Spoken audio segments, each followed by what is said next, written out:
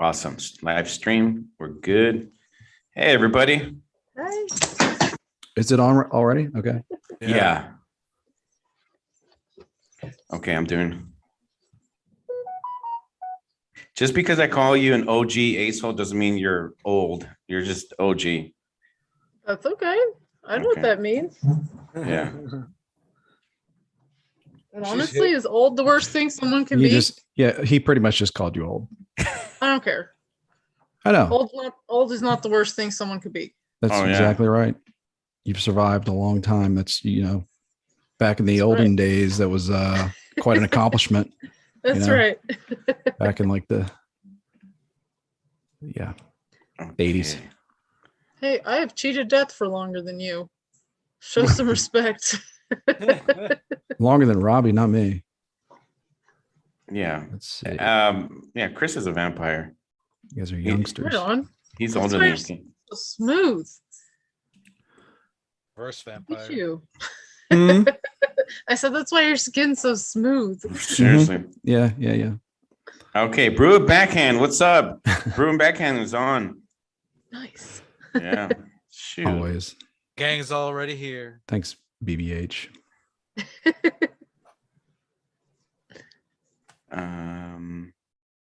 All right.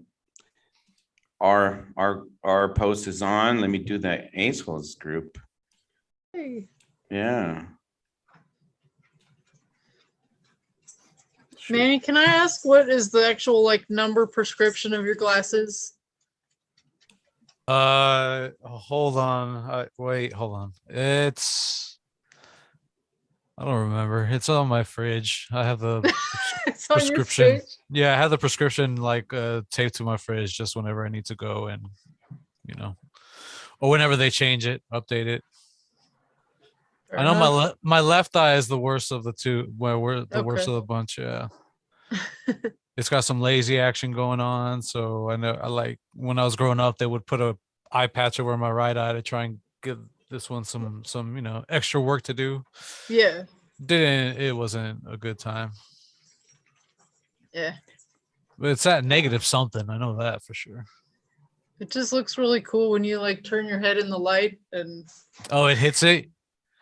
Yeah, it looks cool. Yeah. I'm just kind of mesmerized and staring. A lot of people complain because he does suck you in. Where's he looking? What's he looking at? It's don't worry about it. Yeah, don't worry about it. Or worry about it. Endless Ranters. We're at Endless Ranters gmail.com, right? Or podcast. EndlessRanters@gmail.com. That is the email that we are checking now. Okay. Awesome. We are. I think I said that.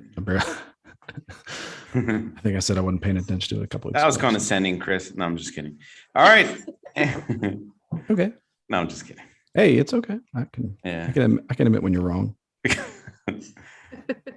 And we are posted. All right. It is endlessranters@gmail. Awesome. Thanks, Mo man. Can I pee real quick? Sorry. Hurry up. This is bound to happen eventually. Broke the seal before we even started. Gosh. No, man, the seal broke him. Using his logic here. Well, I'll just drink more to make him extra antsy. He said something crazy last week. The fair didn't land on us. We landed on the fair or whatever. Fucking weirdo. That killed me. That's okay. I don't even know what we're talking about. Carnies. I told him he doesn't have to get up. We can't see his lower half. I mean, you may be okay with that. I think. I feel like the group should decide whether someone can just, piss themselves. We'll leave that for the live show. Okay. We need a majority to say that's okay. Okay. I mean, he's 2 states away from me. I don't care if he pees his pants. If he was sitting with me, I might be pretty upset. Has anyone peed themselves around you? Probably. I mean, when I worked in San Francisco, the same kind of neighborhoods that Robbie probably talks about, like hourly. Yeah. I mean, I'm pretty sure most of the like vagrants probably just had perpetual pee and poo pants when the poo didn't make it to the sidewalk. Manny. Yeah. You remember that I was telling you about a couple episodes ago, we were talking about that VW Sirocco that blew up at the Grateful Dead concert. Yes. All right. So that was my sister's first car. Really? Yeah. It was that was gold. my friend Mark's car. And we pulled into we literally like got to the gate of a Grateful Dead concert and the car like burst into flames. And we just got out and went in. And yeah, his life was different after that. I think we were roommates, and then I don't know that he ever came back. I think his dad was like, no. I'm over this bullshit. But anyway, during that ride, I'll share one more tidbit. During that ride, we Billy, one of our buddies, he peed. He had to pee so bad he peed into like a Pepsi bottle, and then he spilled it all over himself. Oh. So yeah, that was his. Why not night. just like chuck it out of the window? I think he was trying. He was trying to. Oh. God. Yeah. It wasn't like, oh, I dumped it. It was more like he was trying. It was just That's awful, man. It's bad for him. Yeah. I had a great time that night. I had a great time. Yeah, because you didn't have piss all over you. I didn't do that. I didn't lose. I didn't have my vehicle destroyed. Exactly. I think we should make the Volkswagen Scirocco the show, the official show, of the car of the show. You know? Yeah, we should find one. We should restore it and then like do the vinyl wraps of you guys' logo. And... Think so. I don't know. I'm gonna text my buddy Mark about that later, and I'm still not sure how he's gonna feel about it. I think that was not good. This is not a funny story for him. Oh, poor guy. You laugh about it now though.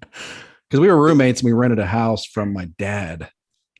And so we were not fit to be like real tenants. Live on our, we were not fit for that. But we had this house. Grateful Dead.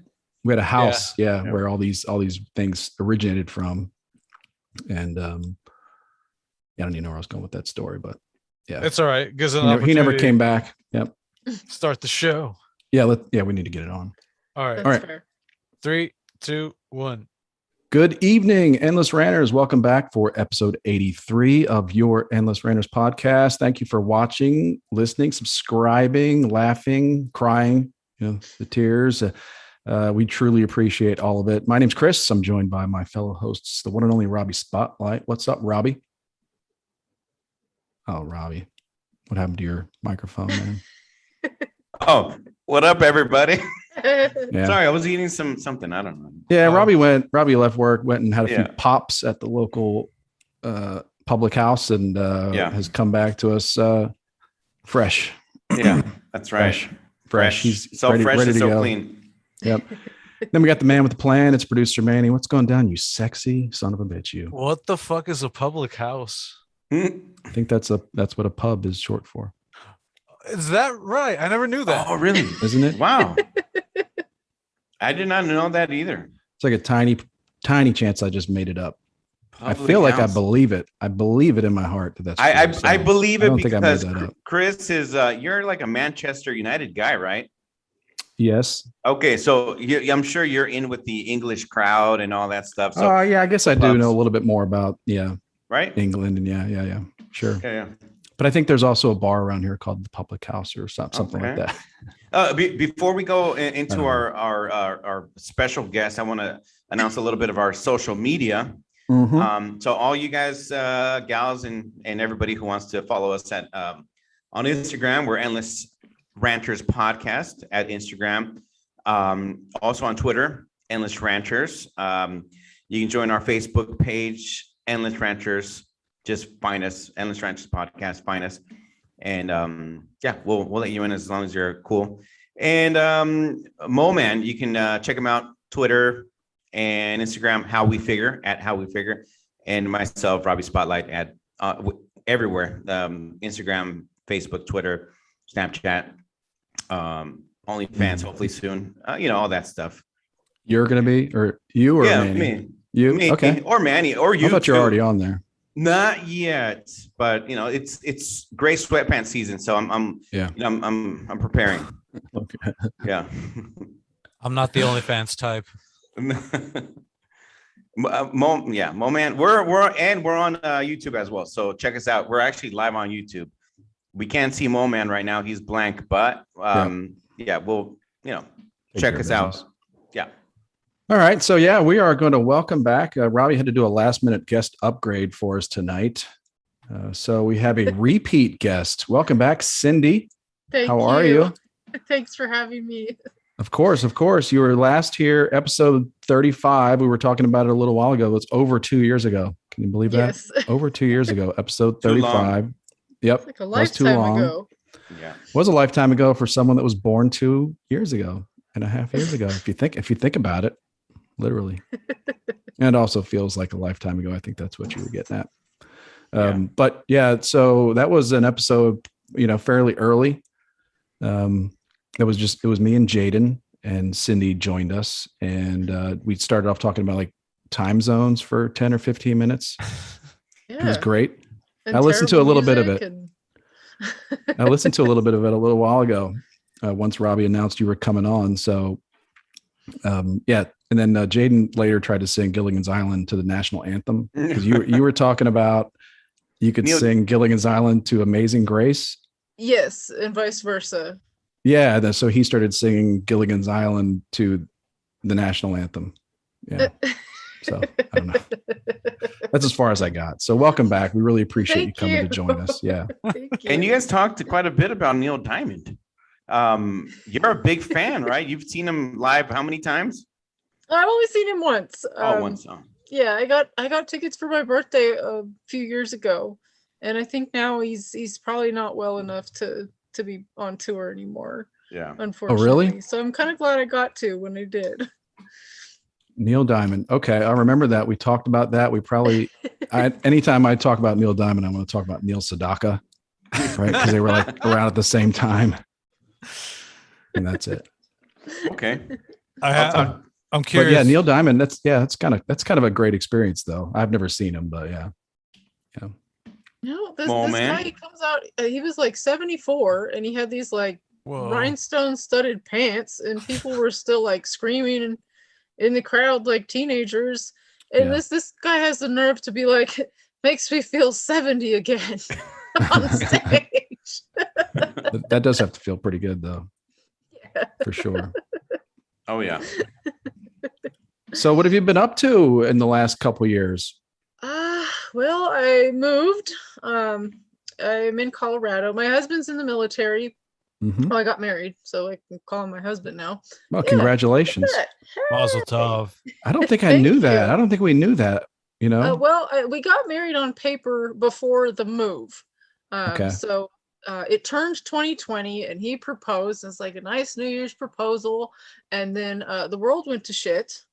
I really didn't get to plan a wedding. I still plan on having one at some point, but then he got orders changed, so we knew we had to be moving, and then we decided to get married on paper, so that would be a lot smoother, and because he's in the military, and that just once you're officially married, you're like included in everything. So it makes getting married on paper is more eco-friendly than getting married on plastic. So I commend you for that.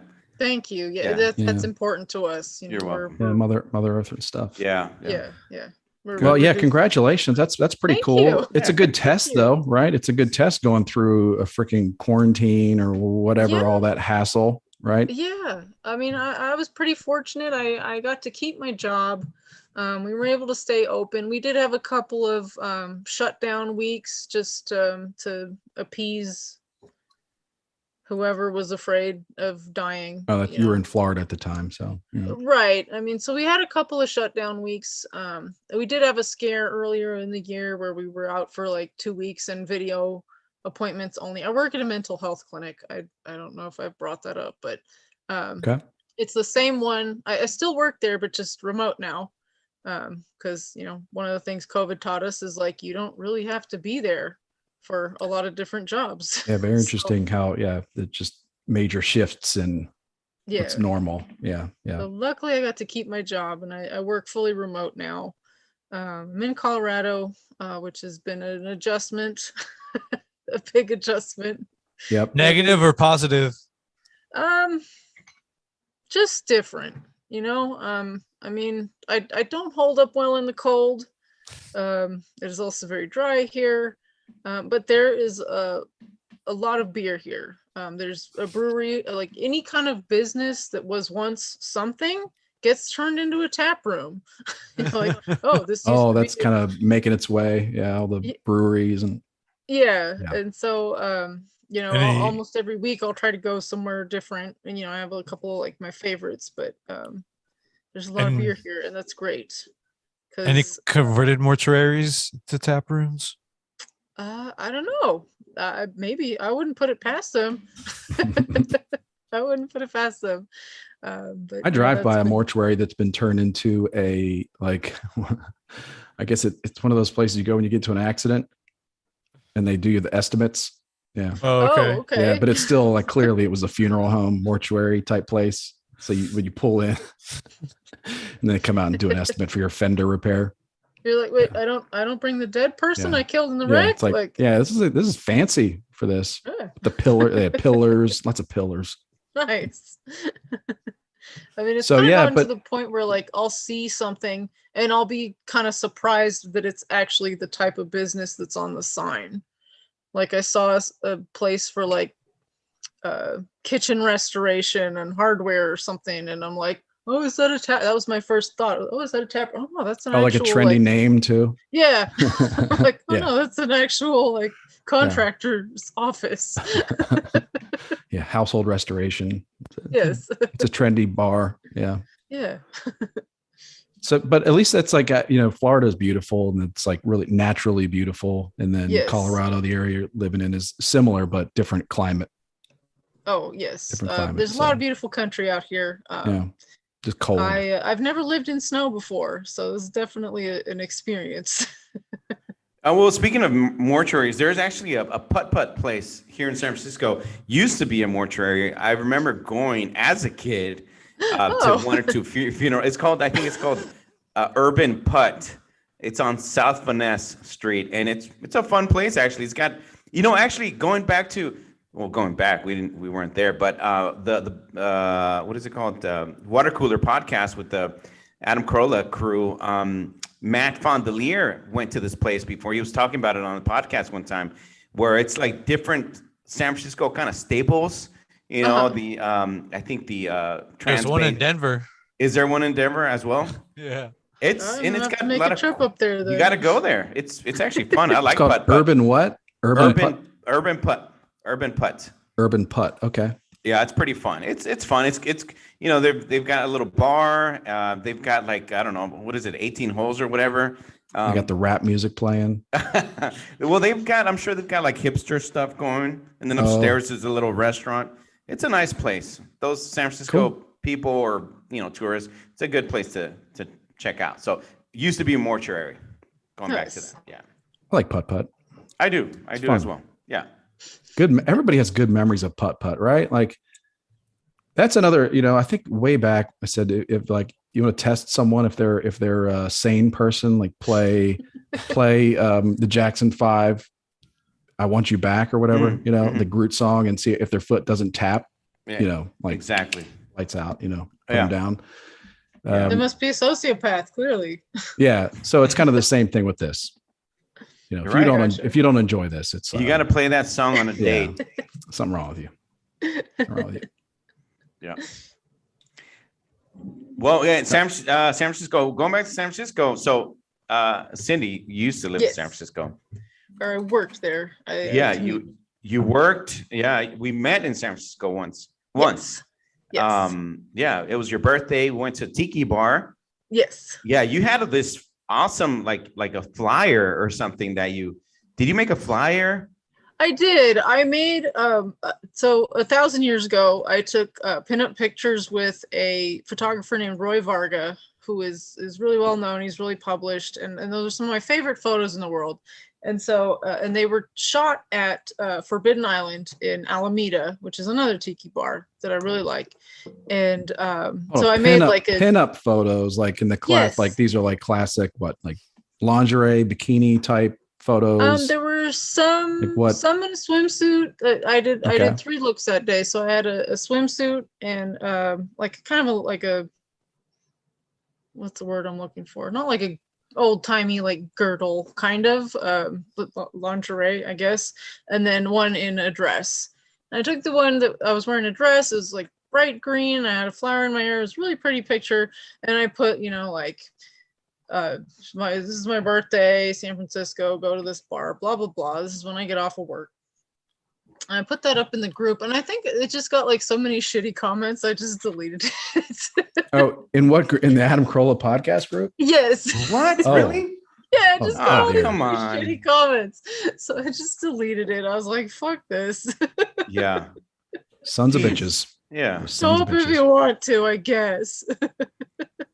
Well, that's a nice spot. I've been there a couple of times. I went there for your birthday. You mentioned you mentioned in your first time on Endless Ranters. Yes. And yeah, it's a cool place. In that place, every like 5 minutes, there's like a little volcano that like explodes, and you hear like a How like can you not love that? Especially when there's like the whole city outside, and you walk in, it's like this other little universe. Oh, for sure. There's smoke, right? There's smoke. There's mist. Yeah, it was fun. We're still talking about putt-putt? No, this is the No, tiki bar. bars. Yeah. Yes. Okay. And Well, her birthday. there's tiki bar themed putt-putt places too. Oh, I'm really? sure there Oh, are. Yeah. Sure there are. Loving the putt-putts. But yeah, and at one point we both worked for the same company, which I did not know. Yeah, it was a Yeah, security you guys company. have all kinds of connections. Yeah. I spent about 10 months working in security in the Pinterest building. So that's how all my like commuting and shit on the sidewalk stories came to be. That's probably one of the worst jobs I've ever had, honestly. Did you do like a because front of the desk? commute? What's that? Was it because of the commute and all the things that you saw to and from work that made it bad? That was definitely a factor. So a 2-hour commute each way is pretty brutal. So I'd get up super early. I would drive to the train station. I'd get on BART, and then I would walk from BART. So that alone takes its toll. And then it's like you have no time for anything. By the time you get home, you're exhausted. So there's like not enough sleep, no real exercise, not a whole lot of socialization. You're in the city all day in a tech building, so you're eating garbage because it's all free, Yeah. And then the toll it takes on your mind, like security is just such a understimulating job, I remember like for part of it, I was just like in a room, like staring at a wall, or it would bring me joy, like, oh, I get to walk around the building now. Great. Yeah. It was, I was shut into this one room, and I actually told my supervisor, I'm like, this reminds me of the movie Old Boy, of the guy that's like stuck in that shit hotel room for years. Old Boy. And there's cameras on you. Like, this is what that reminds me of. And so wait, it was like your last day on the job, like that fight where it's just the cameras tracking through the hallway and you got an axe in your hand, just like, I'm getting the fuck out of this job, man. I kind of wish I did a good rage quit like that. Yeah. Hold on. Is Is this a Korean movie? Okay. I think it's a Korean. Yeah. Okay. It was a good movie. It's a revenge flick, isn't it? Yeah. Kind of, yeah. And there's pretty an messed American remake of it with Josh Brolin, I think. Samuel L. Jackson as well, I think. Yes. He's like it's everywhere. really good. Has a really fucked up twist. I won't ruin it for you. It does have a man, really bad, really horribly fucked up twist. But it is recommended. I think Old Boy. I'm not sure if it was like a produced by Quentin Tarantino, but he's a big fan of those kind of foreign Asian movies. So I'm pretty sure he's talked about it. If he was not involved in it, yeah, it's got a weird twist, but it's definitely recommended. The remake with Josh Brolin was directed by Spike Lee. Yeah. Okay, cool. Okay, gotcha. Elizabeth Olsen, the she was from Marvel. WandaVision. Oh, that's cool. I did not know. Is she WandaVision? Okay, yeah, that's right. That is her. I didn't even put that together in my head. But Yeah, yeah, Elizabeth. that was kind of the mental anguish of working in security. When you're a person that likes funny things and creative things and has a personality, and you are just put in a room to sit and stare at things, and you're a contracted peon, it's Did you it's socially, daydream? yeah, Did you it's daydream about psychologically like Die damaging. Hard? Yeah, Like wished you were in Nakatomi Towers. yeah, kind Hashtag of. never forget. Yeah. Like you wish some Right. terrorists, you wish there was something valuable that terrorists wanted to rob from this Yeah. building. I mean, the most valuable thing there was just like intellectual property, Yeah, 'Cause it's a tech files. company. Yeah, files, cool. Hard drives and stuff. Yep. So okay, Yes. so what did you do before working security? So I worked in a couple of different clubs. 2012, I started at the Gold Club on Howard, New Montgomery. I think Howard. I think Yes. I'm familiar And with. then- Yeah. And then 6 months later, I went to the Penthouse Club, which was on Broadway. Is and this spent what type of 3 years there? Was this like a glee club or book club? What kind of club was this? Some people were pretty gleeful walking in and out of there. This was a gentleman's club and okay. restaurant and bar. And restaurant and bar. Was Okay. the food good? What are those like? Yeah, outstanding. These particular ones I worked at comparatively were pretty tame compared to what's out there, with all the rules in San Francisco and California. So if you have alcohol, you cannot be fully nude. And then the ones I was at were pretty well maintained and a little bit more expensive than places like Little Darlings or Garden of Eden, or actually, is that place even still there? Garden of Eden is still there. Little Darlings, it's still there, I guess. COVID. Hungry Eye. Hungry Eye is still there. It's still there.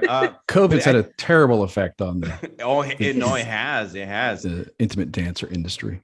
And that's an interesting thing, because like there were friends of mine that I'd see on social media, and I'd kind of be a little bit jealous of like how exciting like their life looked, the money and all the fun stuff they got to do. And then COVID hit, and they were just in like a world of shit and a world of suck. And I'm like, I guess it's good that I can do other things.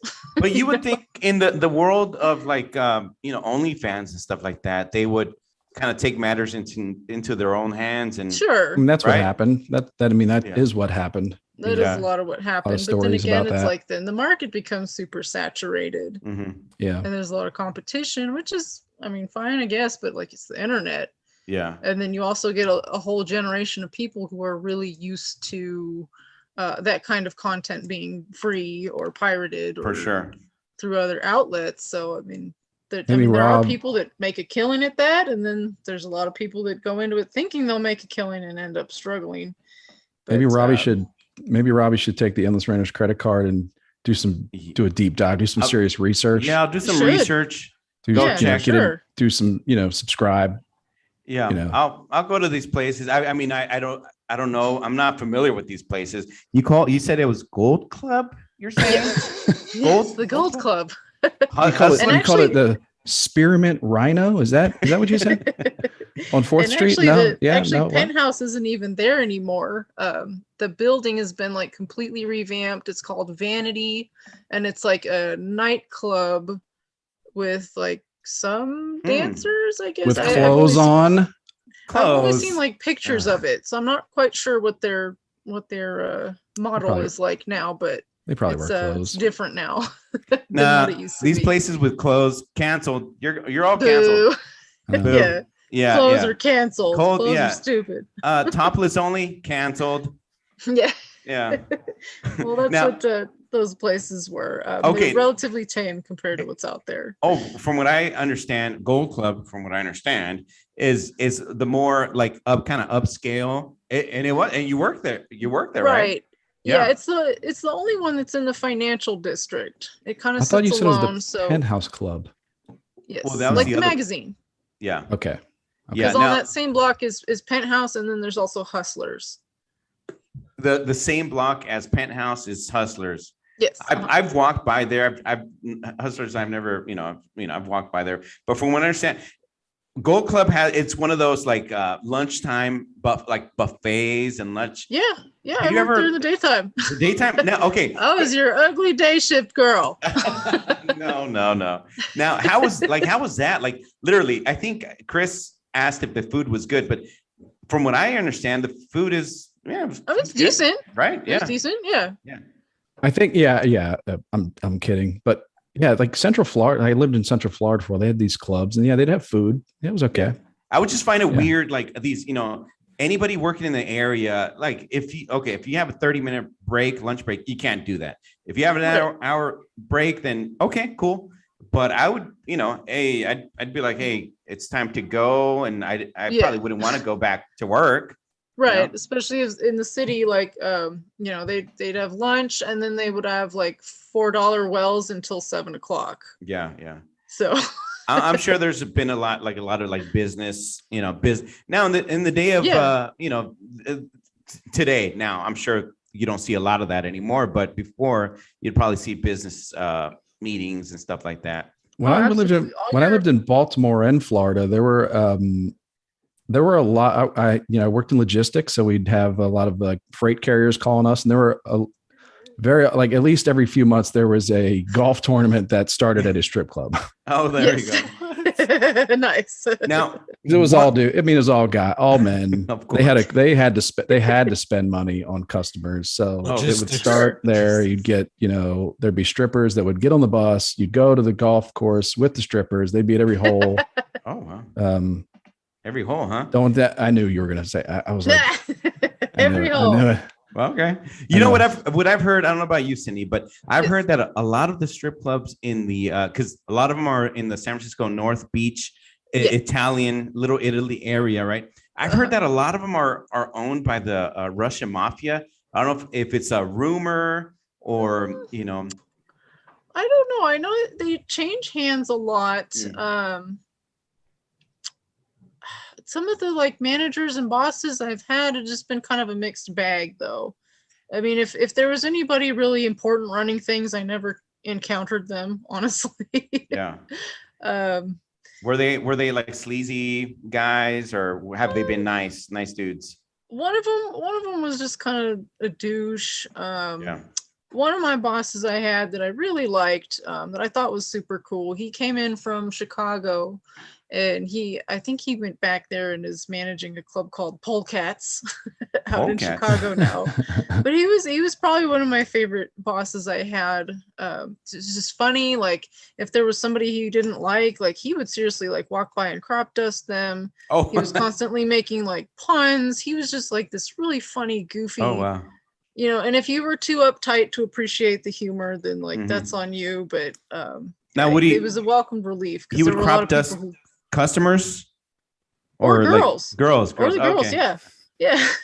Okay. Now how was this? How was it catty? Like I hear some of these women can be catty with each other, or was it like a tight knit, community, or how was it? Do you make you? I know you made some friends, right? Right. I made some friends, which I really liked, and I still talk to a lot of them. There was every now and then there'd be some kind of a argument or somebody being shitty or coked out or whatever. And they usually just kind of fell off the radar. Yeah. Anytime somebody was disruptive to business.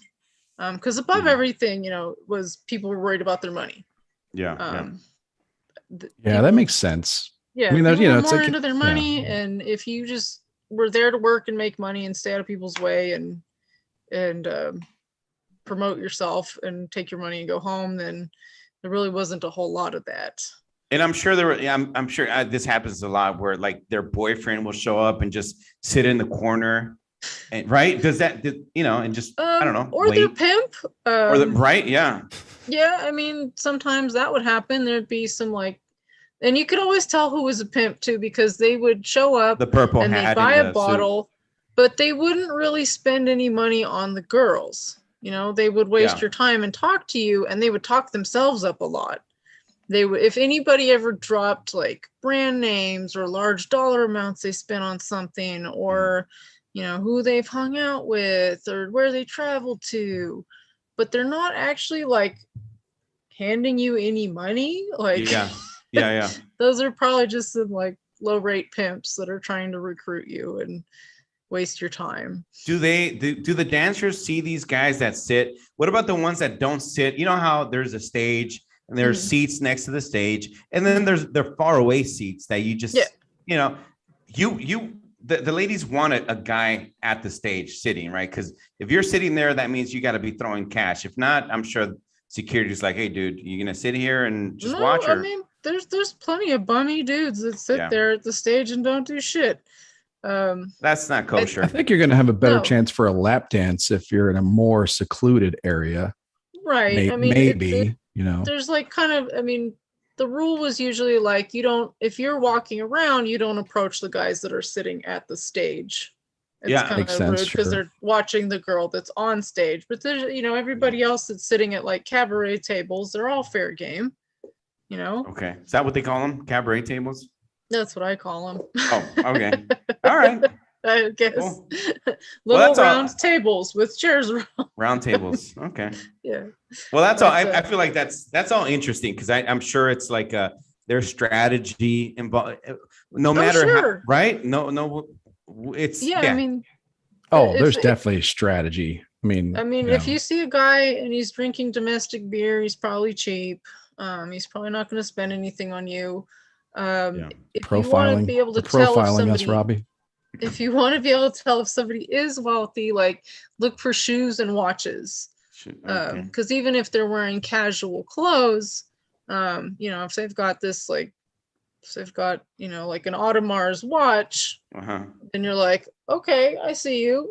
Okay. What about an Apple Watch Series 3? Interesting you should say that, because like in San Francisco there's the techie employee types. He could like pay you with his watch or something, and there's a lot of people that have a lot of money, but they don't act like typical just swinging dick dudes. And that was a problem I ran into a lot in San Francisco. I didn't do very well there because the guys were just really not typical swinging dicks that understood the concept of like, okay, money, you need to learn attention jokes. Like they didn't understand that. They got so much enjoyment out of like rejecting attractive women. It's like you need to learn more like coding jokes, I guess so. Have you seen the latest episode of what was that shit? Silicon Valley? It's hilarious. I've heard of it. I've seen a few episodes. They probably don't like that show, really. Okay, watching us live on YouTube right now, Bruin Backhand, he's a regular. He says, note to self, leave my watch in the car. I wonder if what's he sporting, like a Casio? Yeah. I'm like a G. What I'm going to do is I'm going to tattoo a Rolex on my wrist next time, I'm just going to, hey ladies, check me out. I'm going to have you can get like a little thing on your Apple Watch. You could have a little, the screensaver that says my other watch is a Rolex. There you go. There you go. Okay. I also ran into my other watch is a Fossil. Yeah. It doesn't might be a personality flaw, but it's like I'm really bad at pretending to like someone I find disgusting, especially if the money to bullshit ratio is not there. For sure. So you're saying that if he's got 4 Rolexes on and a gold medallion and he's really, really gross and changes things. Well, like money going in my direction will really formulate my opinion of you. Changes like the watches and the shoes is who to approach, but if there's actually like money being spent is if I stay. And, I get you. No, I understand. Like you can't pretend. Like sometimes it's just you can't pretend. Yeah, if you're just garbage, like, and you're wasting my time, like I can't keep throwing myself at you. Oh yeah, you're both there for a reason. The dancer's there for a job and to obviously make money, but sure, while you're there, you're gonna dance. There's a cool song. Yeah, it's an entertainment job. Like and the guy's there for buying entertainment. What about not the financial profiling. What about the emotional profiling? Like, because there's dudes in the strip club at multiple levels, like partying with his bros, like having a great old time, or like I'm going through a divorce, like, hey, or I mean, there were guys that would like cry about their divorce in like private rooms and stuff. Like their buddies would talk up a big game, and then they'd get in there and talk about their midlife crisis. Like, and I've also made this observation that guys, they're attracted to 3 different profiles. There's the woman that they end up with. There's the woman they want to be seen with in front of their peers. And then there's the woman that they actually jack off to, that they're turned on by. And those are all 3 very different people. A lot of times. Are you taking notes? For guys. Okay. So I'm listening. Sometimes you would see a guy who's like this suit and tie type, but if he's with his friends, he's calling over like the Barbie looking girls. The Barbies are Asians, right? Big boobs, perfect looking, super young looking. Okay. The guy that's by himself, he's calling over the tan girl with the fat ass. Okay, I gotcha. It's really interesting to watch. Yeah. Because a lot of the times when they're in a group, they mostly want to show off to their friends who they're seen with. Gotcha. But if they're like by themselves, they're like, oh, I can play up this fantasy. Yeah, they don't want their friends to know they like a little junk in the trunk. Yeah, exactly, absolutely. And in San Francisco, the ethnically ambiguous curvy types got overlooked a lot. Especially in the financial district. They want the Barbies and the Asians. That's sure. Yeah, because I mean, in that crowd, it would seem like that's kind of a weird fetish thing. It doesn't really have to be. It's just if that's what they're into. Or their friends would like rag on them, or I don't know. It's all about them keeping up their image in front of their friends versus those aren't the type of friends you need to surround yourself with, man. That's right. Anybody that keeps you from enjoying fat asses is not a friend. Come on. These patrons also need diversity. Dancer training. That's right. Right? That's right. What did you say? These patrons. Oh, the patrons. The patrons. Yeah, they're just not progressive enough for my liking. Yeah. Well, what's funny? I actually went up to this table, and this was at the Gold Club, and it was a table full of suits. And, I'd been day drinking some. And I walk up to this table, and I'm just like, hey, guys. And I thought I was hilarious. I'm like, hey, guys, can I crash your sausage fest? And they complained to the manager about me. Oh, what the hell? What are they doing there? Yeah. What? Right. That's crazy. No, they wanted someone dumber that was going to fall all over themselves and be super impressed. I'm like, but if you're just sitting around with a bunch of dudes while there's half naked women walking around, nobody's impressed. Well, that's what I was going to say about Cindy. Like knowing her and like following her on social media, Cindy will post like sarcastic things and funny videos and funny comments and like kind of like you've got this personality, kind of like, I don't know, maybe I don't want to say a dry sense of humor, but you've got a sense of humor, right? Yeah. It doesn't sit well with guys that want to be, really ego stroked, which I can do if there's a lot of money coming my way. Mm-hmm. But if there's not, then I will talk to you however the fuck I feel like it until I'm motivated to do otherwise. Oh, for sure. I don't like the whole thing. Like if I show up and I don't want to pretend like, hey, how you doing? How's your night? Or, oh, hey, the Giants are right now. They're playing the Dodgers. I should have canceled on you guys, but no, we've got Cindy on, so she's a good get. Go Giants! Yeah, go Giants! That's right. I don't like the whole fake stuff. So I don't want you to fake it. I don't want me to fake. Or I mean, you never know. Maybe you want to. Some guys want to fake it. Sometimes you want that fantasy wife at home is whatever. And it can happen if you pay for it. Yeah. If you just expect somebody to be like that, for just your regular stupid ass self sitting there. It's not going to happen. How many you want to find out like how many 20s does it take for you to be like lower your GPA average, you know? That's right. Or a funny story about that. There were these guys and at the Penthouse, it was also a restaurant. And actually when I first started there, we had a Michelin star chef. And he's at like a fancy steakhouse in Washington, DC now, but really nice restaurant. So there was this large party, I guess bachelor party or retirement or something. And it was a group of guys, mixed ages. And they thought they were going to be like super clever and they're like, hey, we're going to, let's all play a game. We'll play stripper trivia. And, they'll be like, oh, this question's worth $10. This question's worth $20, whatever. And I was getting the questions right. And they were butthurt because they wanted us to be dumb. I'm just like, yeah, okay, we'll cash it in here. And they wanted us to be stupid. And he's like, oh, that's not fair. You're not supposed to be smart, Yeah. I think, dude, we kind of envision how it's going to go, and it didn't go that way. I feel like I did that to a lot of people. Good for you. Oh no, for sure. Well, you should. Good for you. It's good to turn people upside down like that, It is kind of fun. I mean, there are people. This one guy, he's sitting at a table and he's watching the girl on stage. And I guess before she went up, she'd been talking to him, and he's like, her laugh is really fake. And so I looked at him. I was like, well, are you funny?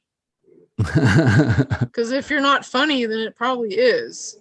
Oh yeah. And so you're good at telling fake laughs. Like that's not good, buddy. It's not something you want to be good at. You're probably not funny. Yeah. Like, sorry. Yeah. That's awesome. Well, yeah, you can't.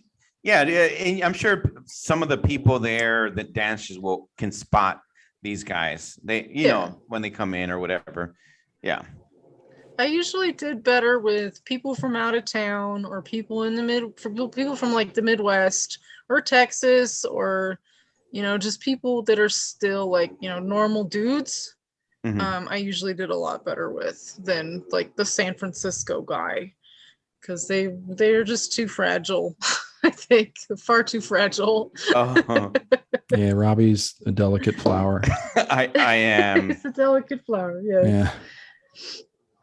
Well, I don't know. I just think it's fun to hear all these stories. Absolutely. Yeah. Yeah, it is good to hear what it's like from the other side. I think one of my like more memorable moments was like there was this guy who was like a Japanese businessman, and he wants to go back for a dance, and he brought his translator with him. Oh, and so they're both sitting there and they're talking, and the translator's like, he likes your dancing. Blah, blah, blah, blah. He says you're very beautiful. Wow. he didn't have like the camera. To keep a straight face. I'm like, how's this my life right now? That is awesome. It's kind of a power move. It is a power move. Yeah. I'm gonna bring a translator next time I go. It kind of is. We could take turns, like, Rob. We could take turns. Dude. Hey, sorry, that's my dog. Chris can pass as a full-fledged Korean guy, right? Yeah, I would just do sign or something. Sign, yeah. Yeah. Wait, can pass? Isn't he Korean? Yeah. Well, I'm half Korean. He's half. Yeah. Yeah, half. There you go. He's a half-C. I can't speak. I can say I know like 3 words, so. There you go. That's enough. Can't really claim much there. Yeah, for all those ladies out there that have that half Korean fetish, just call DM Chris. Yeah. All 7 of you. So he'll be the first one. I mean, you guys should start like a competitive bet of like each of you makes your own OnlyFans channel, dude, and see who's does the best. Let's compete with whatever like bizarre content of yourself that you can turn into a fetish. Chris is gonna beat me, but I'm down. I don't know. Chris could be like, Robbie's he's a rapper, I am a rapper. He could be like, who's into the get on there Koreans? And do like, hey, how do you like? You got your kid a Tonka truck. Here's how you wrap it. All those single moms out there, let me rap about your kid's Tonka truck and Robbie the rapper. Nerf guns. No, you're actually rapping like with wrapping paper. Oh, rap. Oh, okay. Yeah. It was an attack on you. It is an attack. I should have known. I'm the fun guy. Well, next time Chris is here, me and Chris, I don't know. I was thinking you might have something prepared for us tonight. No, maybe later, but I'm a little under pressure right you now. didn't have enough. You didn't have enough. You didn't have enough. You need a few more beverages. I think I do. Yeah. Some liquid courage. I actually have a question or two. Yes. Band. I noticed that you're a band geek. When did you get into that? Yes. So I started music in 4th grade. I started on the violin, and then when I changed schools, there was no orchestra, no strings program, and the teacher handed me a tuba, which I played since. Actually, I haven't played a lot lately because of like seasonal depression and shit, and not having any friends out here. But yes, so technically I played since. I did pick up bass because I wanted to play in jazz band cool. when I was in middle school, and so I played that on and off. Be cool if I found an outlet to play out here. Still working on that, but yes, I am definitely a big band nerd, and that's kind of hard to ignore if you are on any of my pages. Oh, for sure. I know every Christmas time usually, right? You'll post. It's awesome. She'll put on the Santa hat, and then she'll do live concerts. Well, not concerts, but with her band that because I think in Florida you joined a band, right? Yes. So Florida, I did play in like a community band. I played in a brass quintet, and I played in a swing band. So we got the opportunity to play like locally, community stuff, not super fancy, but I mean, it was fun for me. Yeah. I really liked it. If it feels good to play music, yeah. Yes, it does. Especially for people that actually like want to listen to you. Are you in a band now? No, I don't have any music friends out here. Hey. No? Yeah.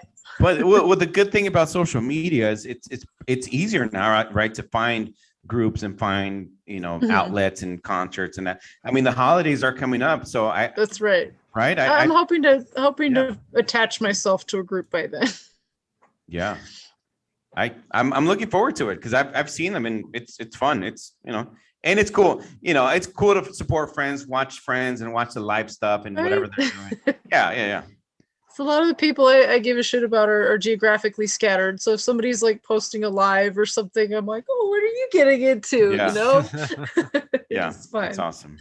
Are there any instruments that you still want to learn how to play that you haven't had a chance to? That's a good question. And what's the weirdest one? What's the most exotic or rarest instrument? Rarest. Most rare, rarest. I mean, I guess I would like to learn maybe percussion. Because there's like so many. Man, he plays layers to that. Yeah, there's layers to it. With the sticks, is that because I've played the sticks. That's right. That's right. I mean, I'm pretty sure anybody that can read rhythm can play auxiliary instruments, but like actually knowing how to play drums or piano even, and I did. Oh, that's right. I guess, piano is a percussion instrument technically, yes, right? Yes. Okay. Yes, it is. Cool. I had to take basic piano in college, like as part of your music major, but I was terrible and it's a lot harder than it looks.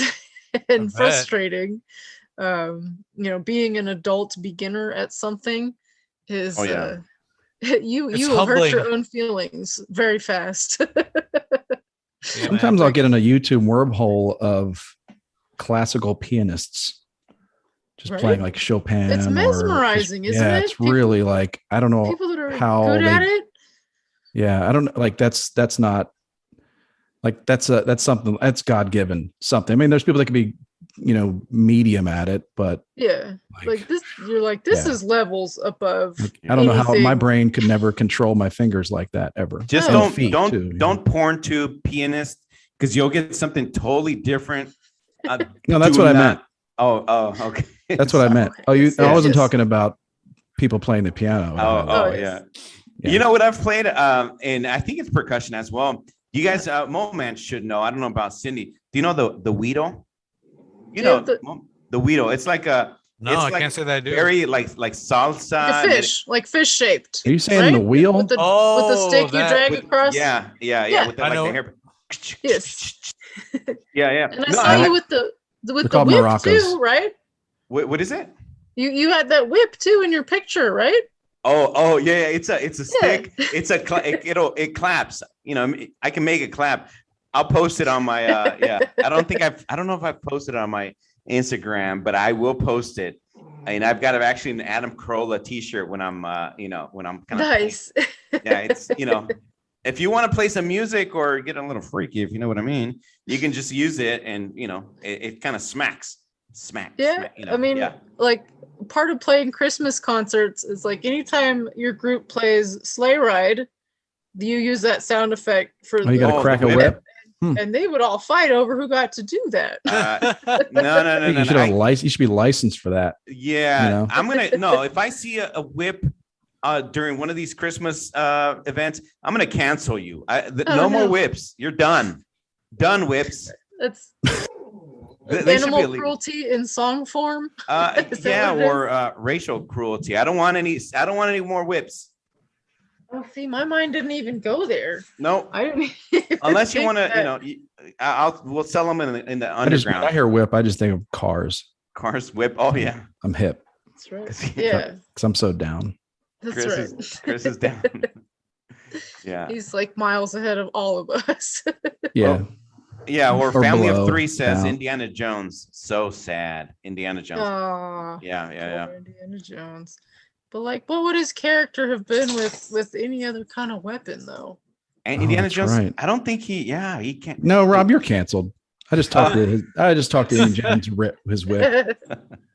Yeah, I can't picture Indiana Jones without a whip. I'm sorry. Okay, You're right.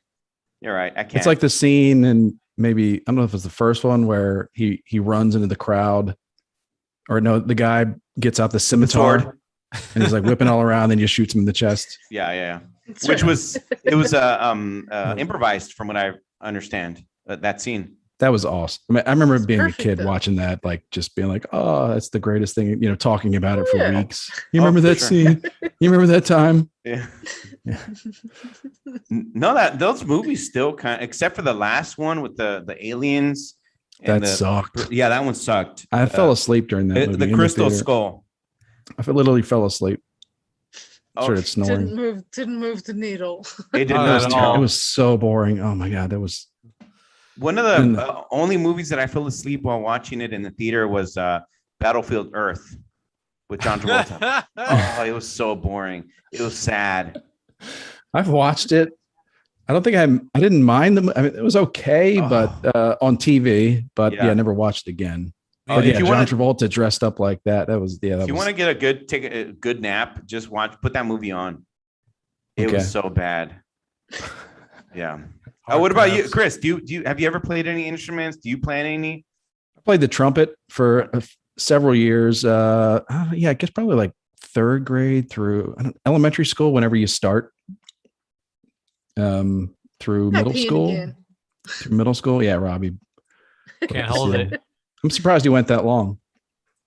Impressive. I played the trumpet. Oh, and then I got braces, so I changed to the baritone horn. Gotcha. Mm-hmm.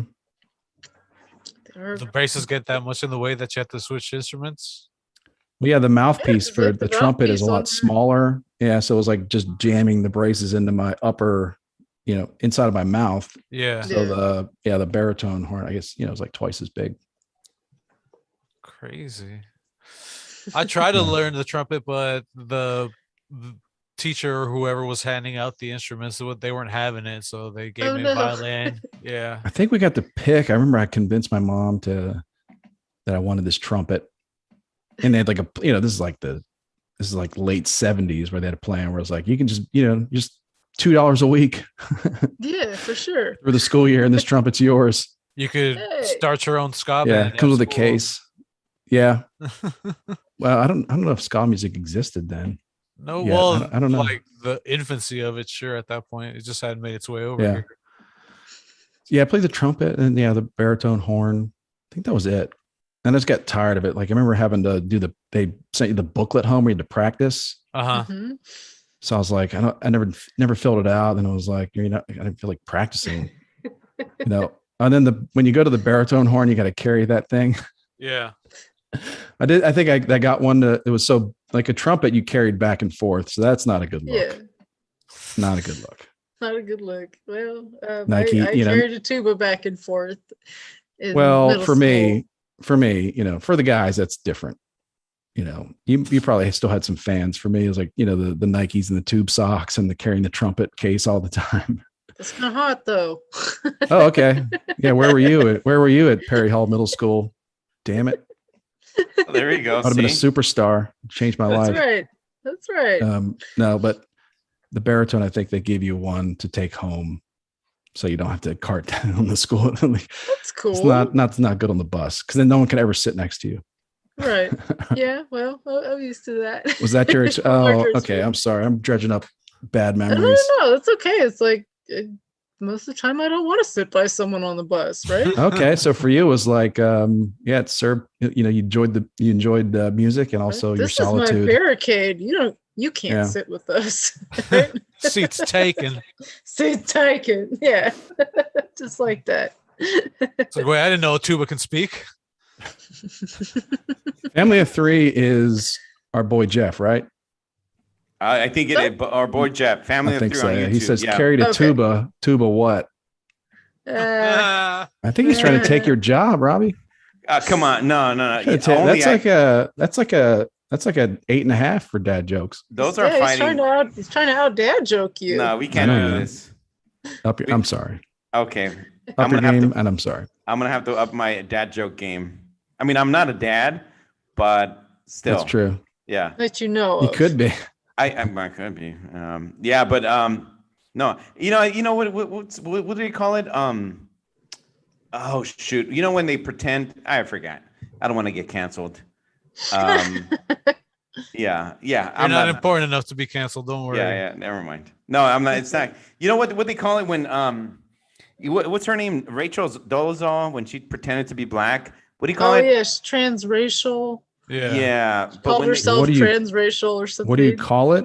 Yeah, I'm identity crisis. Yeah, I'm like trans father. I'm trans fatherhood or something because I can blend into being a dad if I really wanted to. Yeah, I don't know what you call it. Yeah, was there a term for that? I mean, I'm sure that maybe there's a scientific term. I guess it's just being a stepfather. Yeah. Anywho, so it's tubas.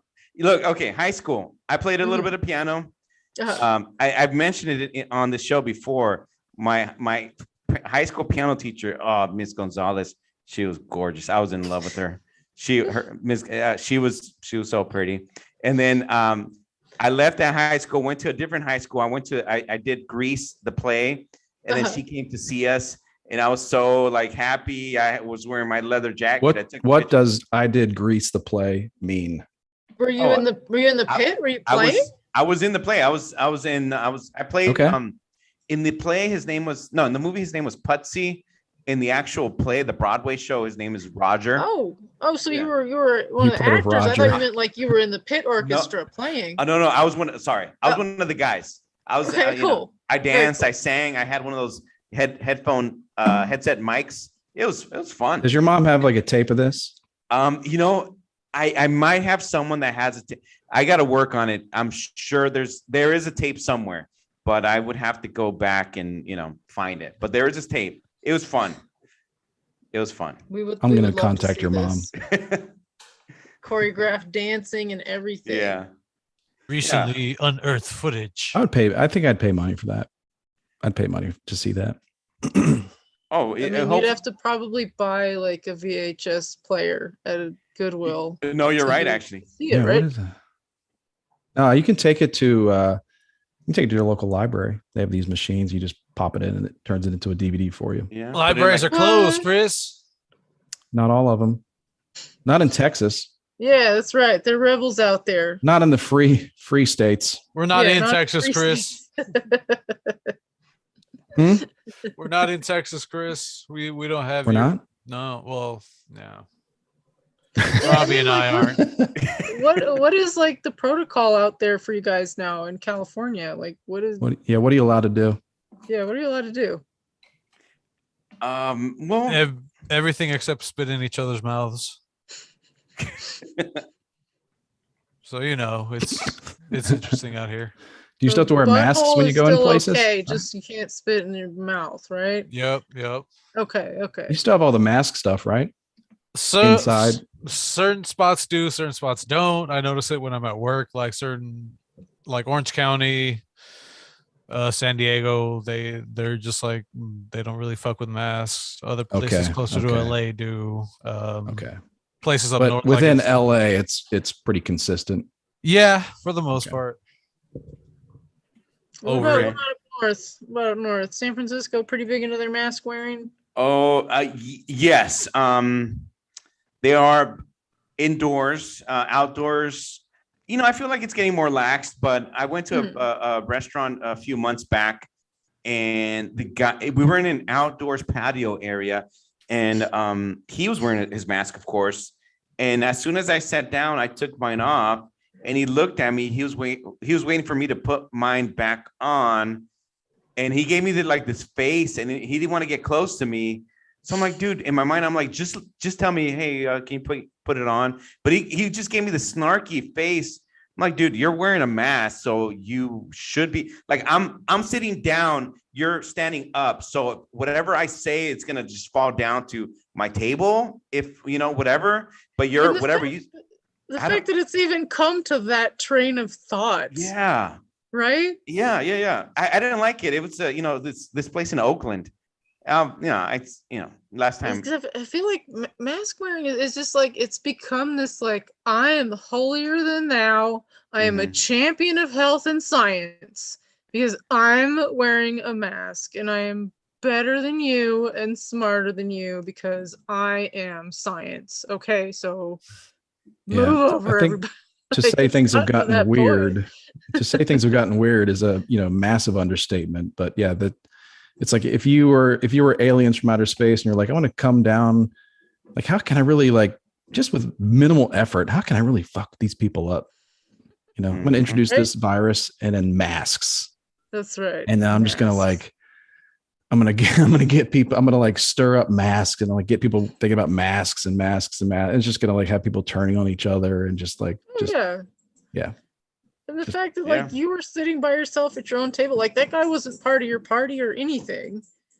Like, was he just like at another table, just giving you the stink eye because you took your mask off? Oh no, it was okay. Sorry, it was the what is it? The waiter. But dude, he's standing up, like you're standing. So if you're talking to me and you're wearing your mask, I'm sitting down. So it's not like my droplets are gonna drop up to you.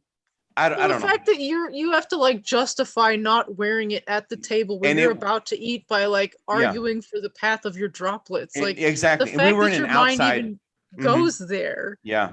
Because of how it's gotten. It's like, go ahead, give me the stink eye. I'm sitting down. I'm about to eat.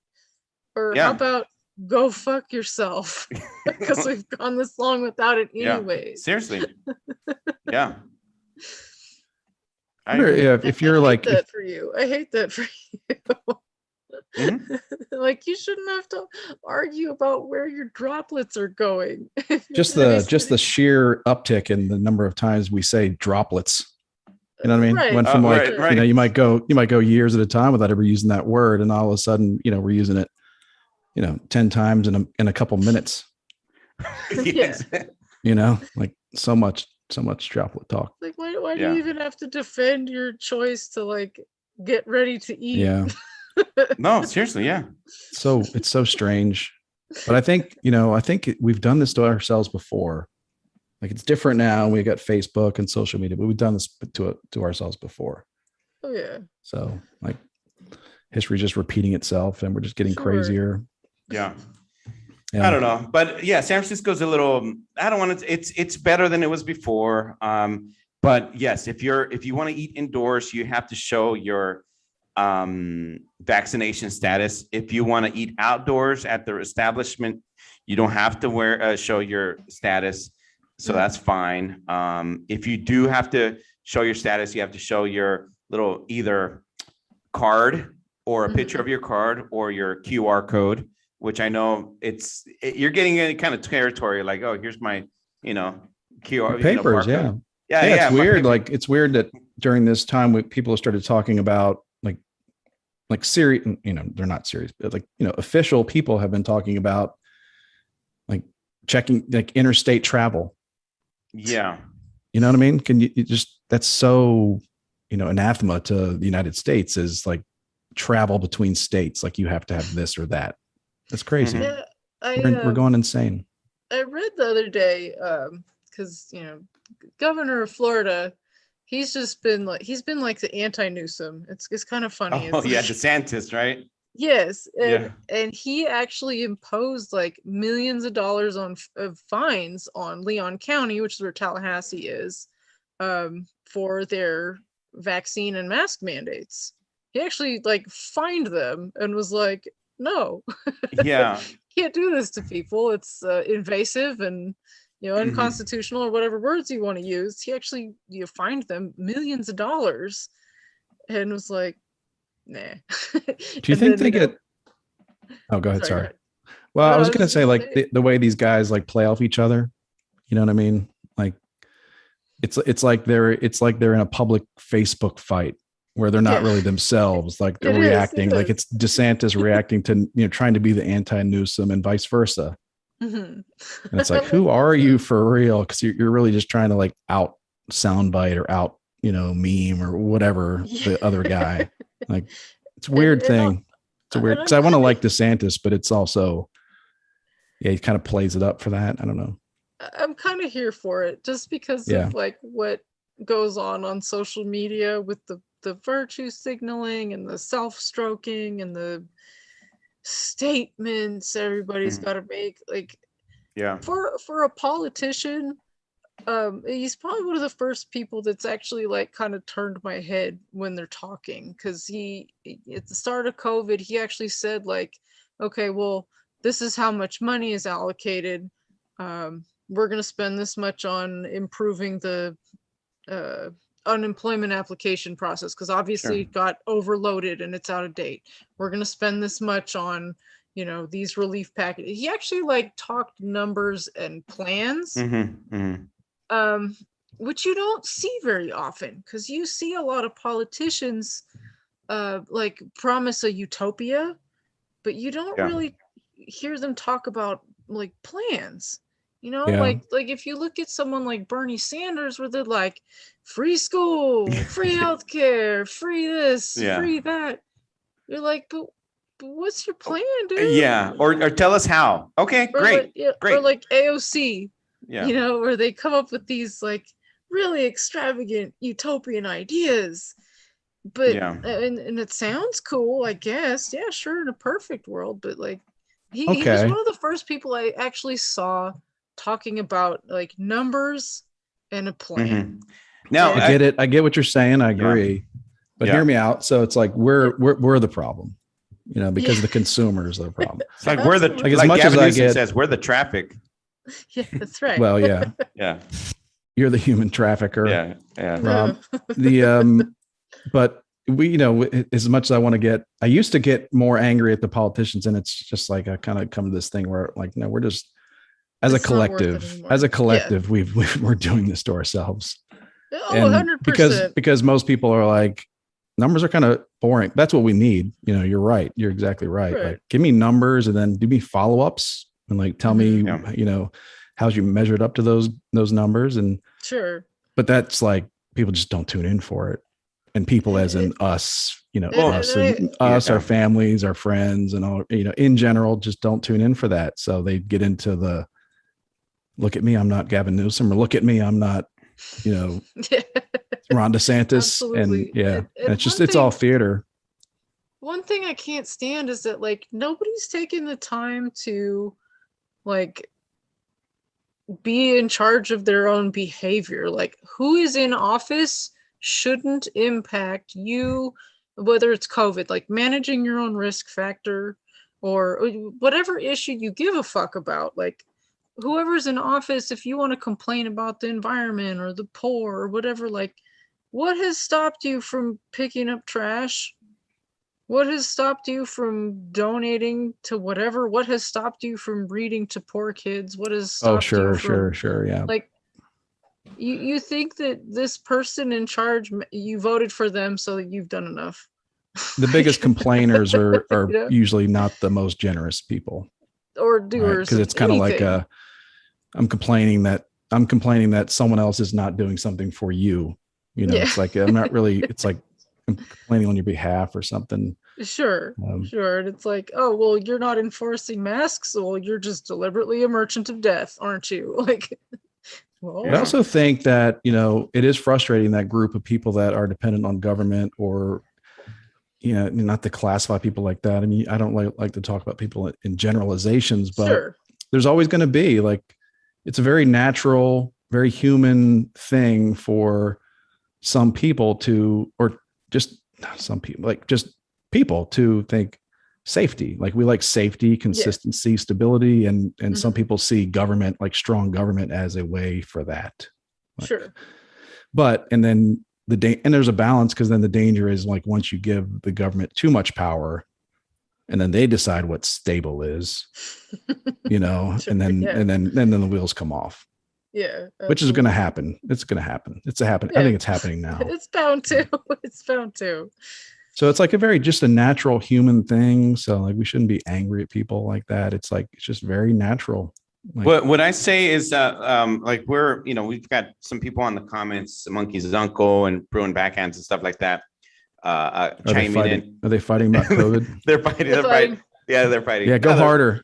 Go harder. You pussies, go harder. What I will say is, like, I don't know all the numbers on everything, and they're stating the numbers right there.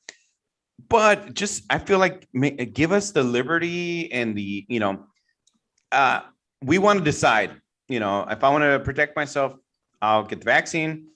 If I have the facts straight, then, okay, it protects me more. If I want to wear a mask, I'll wear a mask. If you don't want to wear a mask, then that's on you. Or if I see someone not wearing a mask, I'll just kind of walk away. I don't know. Or I won't get close to you. I'll just walk up and make out with them. I mean. All right, guys, you guys heard this. Don't wear a mask around Cindy. Right. Yeah. Protect yourself. Protect yourself, gentlemen. Tell you to be Urban Meyer. Don't. That's right. Bring your mouth dental dams around San Francisco and Colorado. Yeah. If you really cared about your safety. Yeah. I mean, I'm in San Francisco, and so many, walk around the Tenderloin. It's like, just like Dave Chappelle said, there's nothing tender about the Tenderloin. No. which is what they call a district, the Tenderloin district. There's nothing tender about the Tenderloin. So nobody's wearing masks around there. But I don't want to say I'm in the middle, but I'm about my freedom. Like, sure. If I want to get my shot, I'm going to get my shot. I'm going to wear a mask. I'm all about that. Will you wear your mask while you're shooting up and shitting on the sidewalk, though? Exactly. No, they're not right now. So, how about we deal with some of that, right? Because your safety is important, having that public injection site and a place to shit. I will say this, though. Very important. To all the people in San Francisco, if you heard the mayor, Linda Breed, she was at a party at a small gathering, small club in the San Francisco area, and Tony was performing. Now, if you're in the presence of R&B royalty, as she called it, you're not going to look around for your mask, and you're not going to search for your mask. Now, if you want to hang out with your family for the holidays, Thanksgiving, Christmas, make sure to hire Tony to be at your family gathering. That's a good plan. Right? And then you don't have to wear a mask, just like the mayor said. It's a perfect loophole. Yeah. So that's what I say. Just hire. Yeah, I'm sure. Or maybe close second could be a Tony Raphael Sadiq impersonator. And maybe that's getting close, right? I was thinking, what if it was Belle Biv DeVoe? Would they offer that same level of protection against the pandemic? We're gonna have to check with the mayor, or New Edition, Bobby Brown. Yeah. And there's so many cases of this horseshit with Gavin Newsom and then this lady, and it's like, I'm like, to me, I see it as like good. Like, Good job. You're setting an example that you should live your life and judge your risk. Yeah. You want to dance and have your mask off, do it. So good. Just but tomorrow morning, don't be slapping laws on people and shutting down businesses over that shit. It's what was it Fauci was saying? Well, we might be able to get together for Christmas. Mm-hmm. Yeah. So I know I'm always if I'm devil's advocate, because this guy's got to go, but the fucking guy spends so much time on TV and radio and everything being interviewed nonstop. I'm surprised he doesn't put his foot in his mouth more often. But I know it is a kind of a glimpse into like, we're allowed to celebrate. It's kind of a glimpse into that attitude. Yeah. But like the guy is like just literally being interviewed nonstop. Just shut up. Like just like have one media day, and then the other 4 days just go to work, do some work. Like read some numbers. Like read some numbers. Prepare an infographic for us. And just stop talking off the cuff like he's talking off the cuff so much. Like you said, I don't care who you are, how good you are at whatever you do, whatever expertise you are. You're talking off the cuff all the time. You're going to say some stupid shit. Sure. Yeah. And, at least anybody going to watch his movie? By the way, anybody going to watch his movie? Every time I hear it, I'm thinking, is this a joke? Yeah. Is this a joke? Like the dolls or whatever? It's a hit on Rotten Tomatoes, I hear. Well, part of it, I think, for him is like he better strike now, because he may be a pariah in a couple of years. He may like Jim Comey, half the country loves him, half the country hates him, then they switch. Sure. Mm-hmm. The FBI guy that was like, I don't know, but he could be a pariah in a couple of years and be run out of town. So he better strike rich right now. Oh yeah, better. And I'm sure, and like they have people in Washington D.C. that are all over these people saying now's the time to get the book deal. Yeah, now's the time to get the documentary, cash in, and then we'll get you on the board of Pfizer when you retire.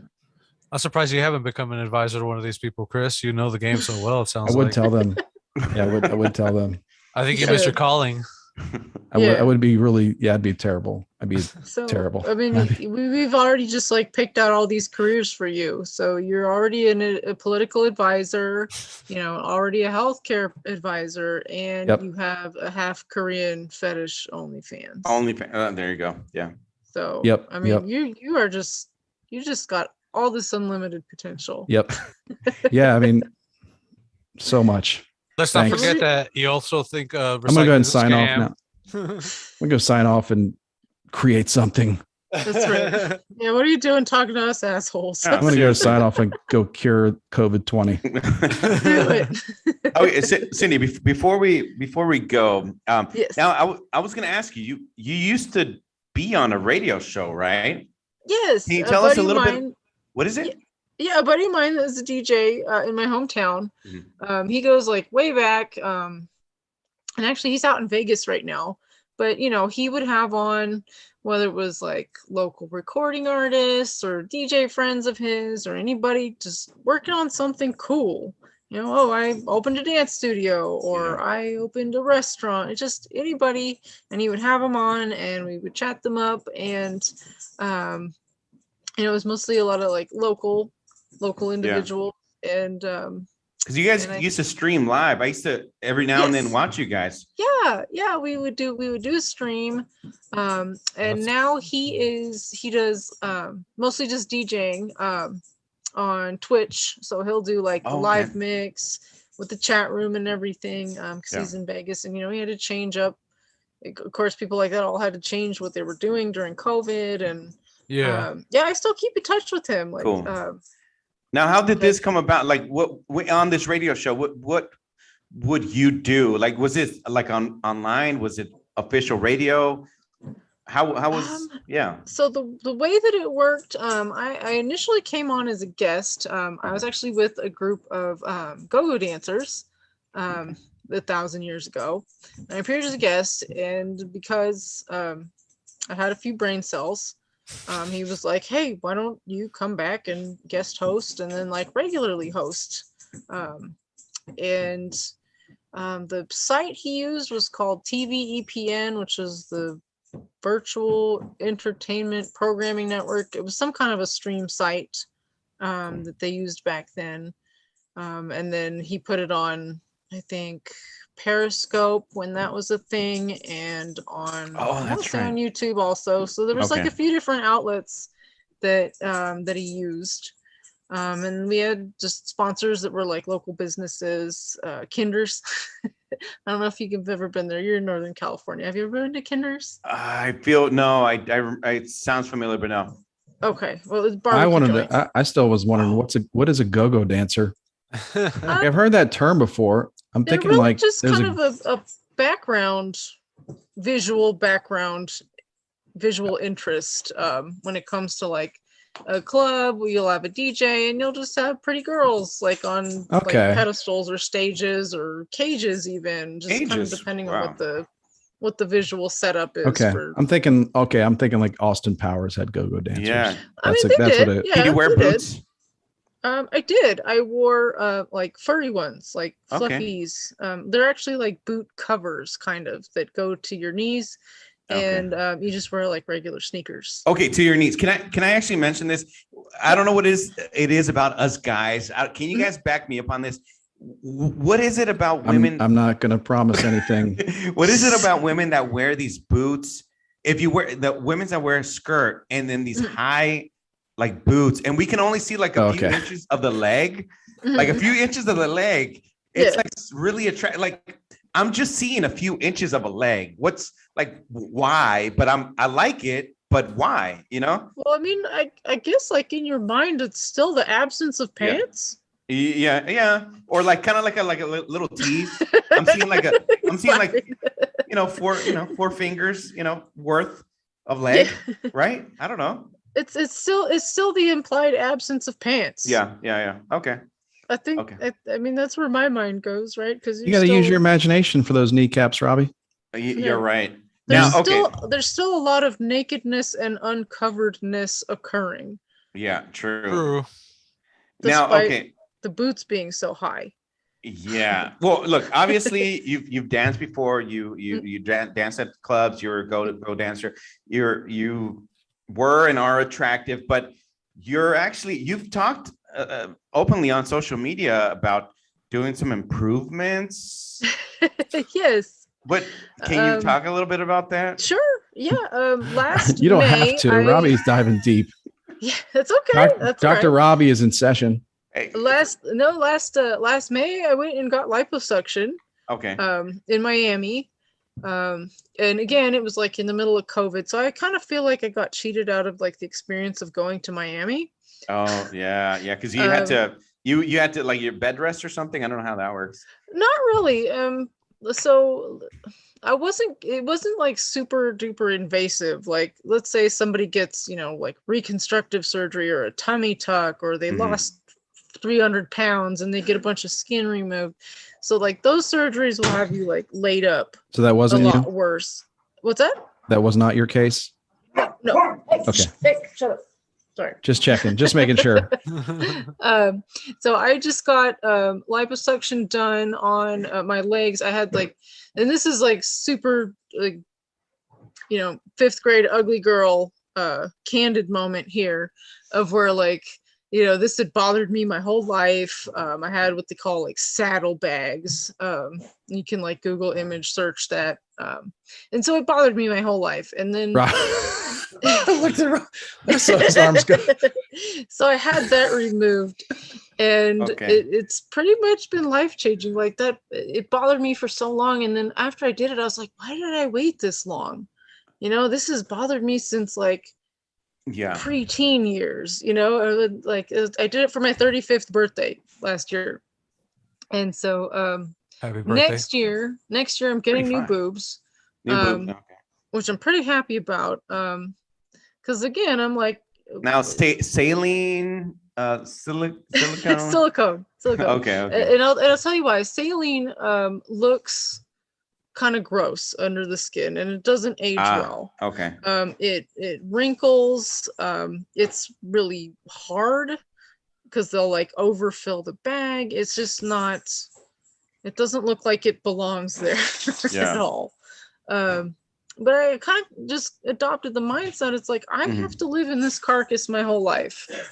I want to make it how I want. Yeah, sure. You know, I need to make it a better experience to be here, and that means different things for different people. Some people get tattoos. Some people just spend lots of hours masturbating. Like whatever makes it a better experience to exist in the carcass you're in. You know, people are like, oh, doesn't that hurt? And blah, blah, blah. And I'm like, well, it hurts to not like looking at yourself. What's a surgery recovery versus like hating to look at yourself? Oh, look at that. It's interesting to think about. Oh, that's awesome. That's awesome. Yeah. Cheers. Well, speaking Does of your which, dog wear like a symbol as a dog collar? What's that? Who's shaking the symbol the whole time? Like, oh, that's my dog. Oh, okay. She and my husband hate each other. Uh-oh. And we've actually, I mean, we've only been married a year, but we've been together for like 9 years, and she still hates him. She's an asshole. Oh, that's awesome. She's now, okay. Your husband, what does he have to say about the surgeries? He, like supportive, or do what you want, or don't do it, or he's pretty much a do what you want, what you want. You know, do your research. Obviously, don't go to a butcher. Sure. I made like a separate Instagram for just like surgery stuff, and you know, you see a lot of people's like before and afters and testimonials and comparisons and all the dirt on whatever doctors are shitty, you know, who goes to the Dominican Republic and dies, that kind of stuff. So, you know, a lot of people get lured by the prices. It's a lot cheaper. Like they sell these luxury vacation packages and you stay in like the recovery suites and all that. Yeah. And then they get there and they get butchered or they get robbed, or there's just not the same. Yeah. I mean, obviously you're in another country. You don't have the same rights. It's interesting how our attitudes about plastic surgery have changed over the years. Maybe even I don't know, not even that long, maybe 20 years, maybe 30 years. Yeah. Till like, it's so, well, you know, because a lot of it is not just like social mores or whatever, but just the cost. Like as things become cheaper, like more people are like, okay. Yeah. Like people that were like, this is wrong. Oh, it's only that much? Oh, my insurance covers it? Yeah. Sign me up. Well, you know, I feel I've evolved on that subject now. Well, speaking of which, actually insurance covering, I have an employee who today we were kind of talking about health, and I mentioned, obviously I told him, look, we're talking about this, but don't take my word for it. Robbie, you really need to stop suggesting plastic surgery improvements to your employees. No, you're going to get in trouble. Well, look, he brought it up, but I actually told him, I said, have you heard of obviously keto? And I said, look, I follow this guy, Vinny Tortorich, no sugar, no grains. And this guy, he really is, he's obese, like morbidly obese, medically speaking. Yeah. And he's talked about it. He's lost some weight, but he talked about gastric bypass.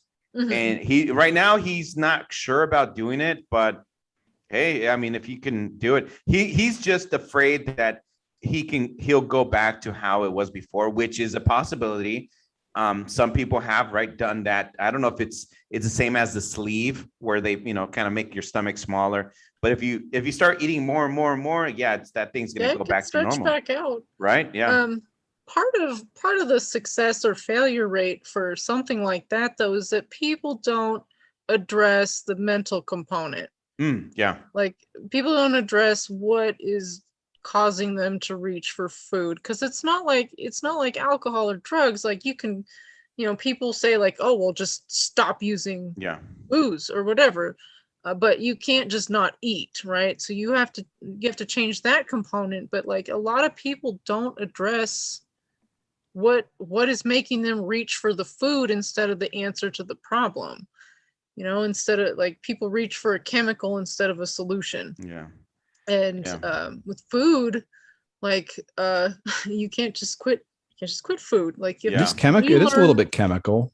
Yeah, you have to relearn how to eat for sustenance versus, you know, what is really wrong. And I know I watched that. Of course, I watched that 600-pound life show because it's very visually satisfying to see extreme before and afters for me. That's like my thing. And lately, a lot of the people haven't been succeeding. and I find it interesting that you see this doctor, they get like 3 or 4 months into the program of failing before he even refers them to a therapist. And I'm like, why doesn't he do that first? Yeah, from the Why jump. isn't that the first thing? And even the clinic I work at, some of the psychologists in my office have actually done like pre-surgical evaluations for people as part of their prep for the surgery, because part of them getting approved is part of their, like, they have to be evaluated. I'm like, why aren't they doing this first for more of these people? Yeah. Like, you don't get that big overnight. I mean, some people, you know, they start out as just kind of like the chubby kid, but one day they're a grown up and they're 400 pounds. Like, that doesn't happen overnight, you know. And if they don't address like the mental component, you know, it's not the same as like, oh, I don't like my nose, you know, I'm going to fix my nose. Like, you have to, like, if you're that overweight and you're considering surgery, like, you have to fix your entire lifestyle in order to see that improvement. And then an idea that most people, when they go to change something like that, most people do actually think that, because it is something like, I think it's like a instinctual thing that I should think about why. Which is good. Surgery is a fix, but like the doctor should have suggested it, but also like hopefully more people nowadays are getting, you know, pretty savvy to where you're the customer, you're a healthcare consumer. Like, you need to go out and get it. Like, don't wait for. Like, you don't have to, you know, have your primary care physician tell you to go see a therapist. You can just do it, you know. Right. And I mean, my office that I work at is proof of that. We are slammed. We are so busy, and we're booking out like for months. I really like this trend. I mean, if there is like many silver linings to COVID, and the lockdowns and all that is like mental health, and like that trend of things, I do believe in therapy and like talking about that kind of stuff and like really knowing yourself better. I really focus on that with my kids, like just basic stuff like, why do you like that? Why? And you know, why can you eat an entire bag of Doritos and not eat 4 bites of chicken? Why? You know, there you go. Robbie's doing it. The thing about therapy that people need to understand is, and I can't take credit for this, but I heard that therapy is the tackle store and not the fish market. So in your session, you're given these tools. You know, you might have an hour session once a week or once a month or something, and the rest of your time out in the world is up to you, right? Therapy doesn't work unless you do. Oh yeah.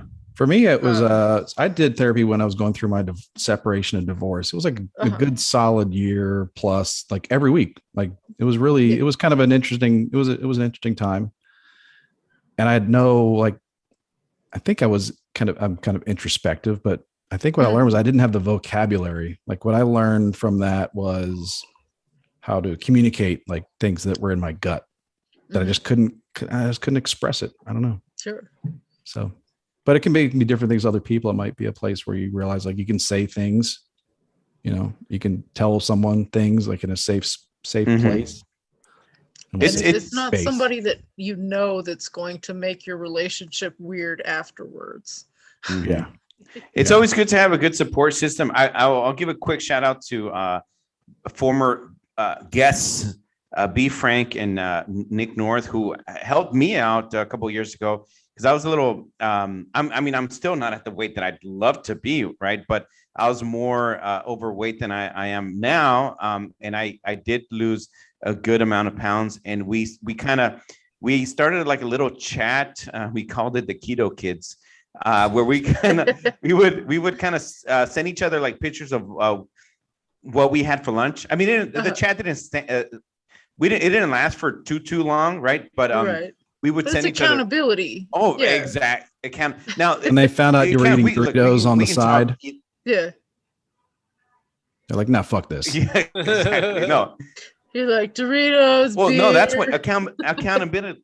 Now there's a group called the Keto Duo. No, those dudes, I'm friends with them on Facebook, and no, well, like Sydney I accountability, admire right? the dedication because both those I are tried great guys, both great guys. briefly, and I hated it, and oddly enough, I went to the doctor, and my iron levels had shot up, and my cholesterol shot up, and well, look, what I told I feel like shit. My employee, I told them don't. Yeah. Oh, well, that's why you got to consult with it. Like if someone tells you, hey, maybe you can try this out, do your research, right? Do your research or talk to the doctor, right? Exactly. My husband, like he leaned out, like you see abs and everything, and it was working wonders for him. And I'm just like, oh, man, this sucks. I don't like this at all. Well, like, unfortunately, they say that men lose pounds faster than women, right? Yeah, that's a given. That's nothing new. They can now with going back to the surgery, they could just like take a shit and jog once in a while. It is a blessing. 25 pounds. It is. I noticed that like when weekends when my kids are with me, and I'm just eating all kinds of garbage. Yeah. And I just like I'm good to go within a few days. Back to my fighting weight. Just by your fighting weight. Yeah. Fighting. I mean, I don't know why that's so funny, but okay. I'm glad. The fact that he said back to my regular weight. Yeah. Now I have a quick question. If now you did a surgery, right? Yes, I did. Yes. Oh, you're gonna do another one. Okay, never mind. Sorry. Yes. No. Now another episode. We could do another episode. Would you plan now? This is for yourself, obviously. Would you want to search for another maybe career path that kind of centers around your looks, or you're good? This is just for you. You know what I mean? This is really for me. I kind of. He's asking if you're going to make a comeback. Where can we see you next? Well, I mean, I'm not going to go super extreme. It's more the things that I got and plan on getting are more of just like a corrective. I'm not looking for. I'm not looking for a super extreme. I don't want to look like some anime character or like these little dollies that Manny has here. Sorry, Mo man. Yeah, that's not really what I'm going for. It's more of a like restorative and corrective. It's more of what I'm looking for. I don't. You want to balance yourself out? I still want to look like myself, but myself before gravity and time have their way with me. So like in all things, like the critical thing, it's so simple, but it's like people, I think, like just be honest with yourself. Yeah. Like why, like just for you, it's fine. It's not a big deal. And that's kind of like the attitude changes, like individually as a society. And these things aren't that big a deal Miami, anymore. So I'll get to do a redo of. Hell yeah! Oh, that's where you're doing the. Okay. Yeah, same facility, different doctor. But like when I went there, even the beach was closed and guarded by cops. That sucks. That sucked ass. I was really looking forward to that. Well, hopefully this time when you go, you'll get to do your redo. That's right. I will say this though, the one thing that really saved it, I was staying in Little Havana, and what was open was all the takeout windows. So it's like you could go for Cuban coffees or Cuban sandwiches. Awesome. So you could just go from window to window, like sandwich. Coffee. Shit your brains out. That's right. Yes, sir. Sorry, I went on a tangent there. And now I'm thinking that's about fine. Sandwiches. We love sandwiches here at Endless Ranters. Yes, sir. Especially open face ones. I don't know what the hell happened to Rob. There he is. Hey guys. I know he said we should wrap it up soon. Got bothered. Oh, okay. he muted himself. He muted himself so he could fart. Sandwiches. Yeah, dude, all that hot sandwich talk. There you go. Hot Doritos talk. Making time existing as yourself better, by constantly That's right. That's masturbating. right. Right. It doesn't stop constantly. No. Some people like to, get a little touch up on the glutes, and some people like to masturbate nonstop. Yeah. That's right. Kind of touch To each his own. That's Yeah, right. some guys want to touch up on themselves, Yeah. You're like, I'm just making my existence more pleasant, okay? Leave me alone. Yeah. Yeah. As long as I think it's, as long as you're doing it for yourself, for your own benefit, and like, it's truly going to benefit you. Yeah. Even if it's just like a few minutes a day in the mirror or whatever, then why not? Not hating to look at yourself is invaluable. Yeah. Yeah. Chris DM'd me and he asked me if you knew of any like a top penis enlargement surgery doctors, surgeons. Well, Chris asked, he wanted me to know. I'm already very I'm already very happy with my penis size, so it's not something I've researched. Okay. Yeah. Okay. Sorry, Chris. I'm sorry. I tried. I think her husband should be insulted too. You like assume that she was like, oh well, yeah, there's this place in Colorado Springs. It's like, yeah, right. I will say, like, that's probably really dangerous. Honestly. Yeah. There's the British version of that show Botched. The British version is on, I think it's on Netflix. Mm-hmm. And it is way more graphic than the American version.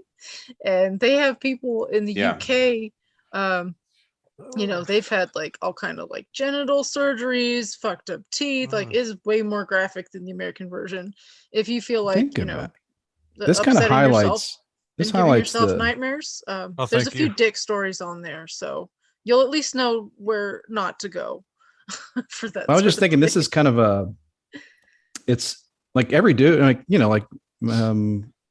not as many. There's a lot more women getting new boobs than dudes getting junk enlargements, right? Right.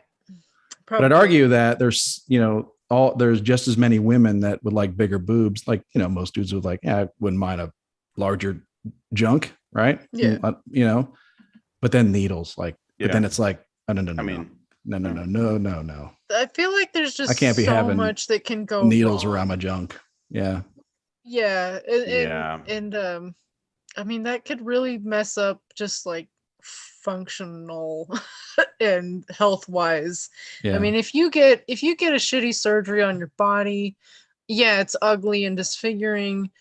It's hideable and it might not interfere with like functioning, but like that's your dick, man. Like if you ruin your dick, like that's a huge part of your health and function. I was out when there was a needle near my dick. No.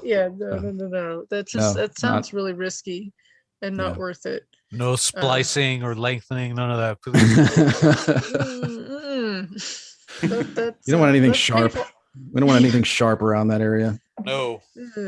Yeah. And like, how do they even reconstruct that if they mess it up? Like, you can't. You could be stuck. I mean, what you thought you were going to give yourself like this giant hog, and then they mess it up, and you're left with like a button. Next thing you know, they've had to take your big toe, turn it into your junk. You know what I mean? Like John Wayne Bobbitt. See, right? Yeah. Like, what did they make his new dick out of? I'm pretty sure that's what it was his big toe. Some CPO dick. That's terrifying. True story.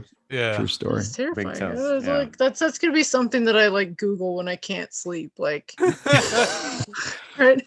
If they mess up your penis enlargement surgery, how do they rebuild your dick? Like, whatever happened to John Wayne Bobbitt's big toe? Yeah. Like, have you seen that movie, The Hitcher? That terrible scene where the guy's gonna eat like French fries at a diner, and he finds a thumb in there. I would not like to find that like a toe, a thumb or a toe or whatever. No. I'm okay. No, thank you. Well, I mean, how would you feel about having to pee out of one of your former toes for the rest of your life? Not about it. No. Imagine all the maybe once or twice, but then I'd want to go too. back. I'd probably want to go back. Yeah. Hey, wait! If you did have to pee out of one of your small toes, which one would you want it to be? I don't know. It has to be the I mean, the big toe is the girthy one, right? So, Right. I mean, that would make the most sense to pick all that five. Combined, right? I remember a couple, Manny, you tried that on a hypothetical and I called you out. You're not gonna let that slide. As long as mine is a black toe, then I'm good. Yo, man, if you got a black toe, you got to go see a doctor stat. Right? Yeah, I think they have a term for that. It's like gangrene or something. Yeah, They yeah. do that. Extreme case of gout. That's right. And it's like, it's like, okay, well, if you have to pick peeing out of your big toe, like then you have to relearn how to walk because that's like a huge part of your balance. Yeah, and that's true. And your equilibrium is having your big toe. Well, you'd replace your big toe with one of your thumbs. Is that not obvious? Okay, yes. Yeah. And then you don't have opposable thumb, so you can't even. I'm not a hold your doctor, toe and I knew dick to that. pee. Yeah, come on, Cindy. All right, what if you got like a You just big wear, toe? then you just wear a glove with a roll of quarters stuck in the thumb. Or you could just get a big toe prosthetic like installed in your shoe so you don't have That's to worry right. about Yes. Yeah. I mean, you'd have to replace you'd get a prosthetic toe because your toe would now be your dick. And then Yeah, it's all toe dick over here. Then you wouldn't have to cut your thumbs off, so you could still at least hold it to pee. Oh, right? Yeah. Yeah, well, going back to my uncle in Guatemala, he lost is a quite pinky toe. Quite the paradox. Maybe yeah, my uncle in Guatemala, maybe he lost it on purpose. How did he lose it on purpose? Uncle No, Pinky? he didn't. Oh, yeah, pinky toe. Yeah, sorry, he was riding a late, bicycle in like barefoot or something, and he lost it. Yeah, that's why I don't know. I wear my Timberlands when I'm riding my bicycle. Thank you very Good much. idea. I mean, you should just make that investment. Go to the Harley Davidson store and buy like the buy the most like hardcore boots you could find. Yeah, and that's it. Like, oh yeah, what kind of bike do you have? And you're like, Huffy. I wear my Doc Martens. Thank you. You're like, I'm not putting my toes to chance. No, sir. Yeah. Well, as much as I'd like to continue this conversation about toes and dicks, dick toes or toe dicks, out of your toe, dick, thumb toes and whatnot, I think it's about time.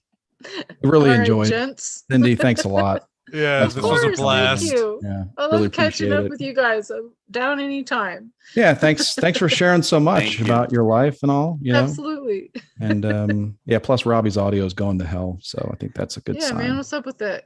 I don't know. Sorry, guys. Thank you. This big toe talk. All right. It's a man. It's Dr. Fauci. That's right. He probably has a toe dick. Probably, yeah. Never heard that before, but yeah, that's probably true. Oh shit. Yeah. All right, everybody. Well, and also YouTube folks, thanks a lot for watching and moving on from your argument. Shout out to Quana. Yeah. That's right. We had to start talking about this stuff so you guys would stop talking about COVID stats. Yeah, that's right. It's your fault. But thanks, we really appreciate you guys. Thank you. Thank you. I appreciate it. Thank you, Cindy. Love you guys. Take it easy. Good night. This is Chris saying, get it on. This is Rob. Get it on. Cindy. Oops. That's Cindy. Get it on, Cindy. Get it on. Thank you. Sorry. Get it on, everybody. Closed it. Yeah. All right. Good night, fellas. Good night. Good night, y'all. Cheers. Fun. Cheers. Thank you, Cindy. All right, boys. I don't know what happened with my. Shoot. That's okay. All right. Thanks. We're gonna shut it down. Yeah. All right.